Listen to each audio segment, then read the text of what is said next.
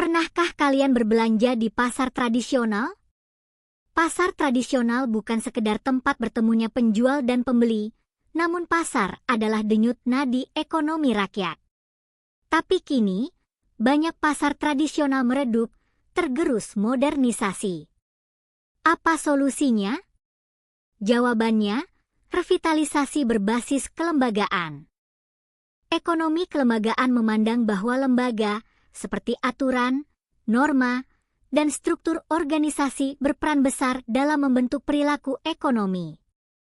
Lembaga formal seperti regulasi pemerintah, dan lembaga informal seperti kepercayaan dan norma sosial, menciptakan keteraturan dan efisiensi dalam kegiatan ekonomi.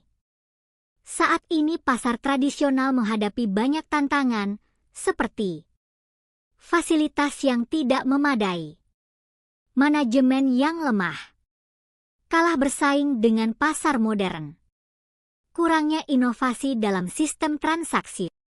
Semua ini bukan sekadar soal fisik, tapi juga soal lemahnya kelembagaan.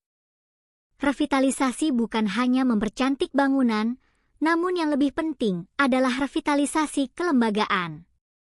Hal ini diantaranya mencakup penataan manajemen pasar yang transparan, pembentukan kelembagaan pedagang seperti koperasi atau paguyuban, penguatan regulasi lokal dan tata kelola retribusi, penggunaan teknologi dalam transaksi dan promosi.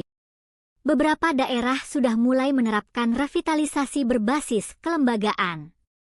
Contohnya, di Pasar Wonokromo Surabaya, pemerintah tidak hanya merenovasi bangunan, tapi juga memperkuat sistem organisasi pedagang dan penerapan sistem digital.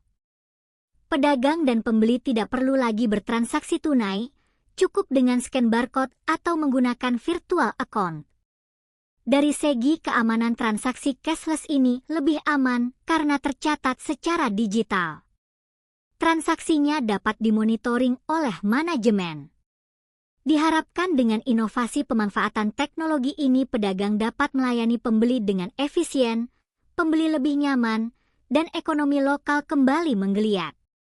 Jika revitalisasi kelembagaan pasar tradisional dilaksanakan dengan baik, maka akan membawa dampak besar, di antaranya meningkatkan kepercayaan masyarakat terhadap pasar, memperkuat posisi ekonomi informal, membuka akses pembiayaan dan pelatihan, menumbuhkan keadilan ekonomi melalui penguatan ekonomi rakyat.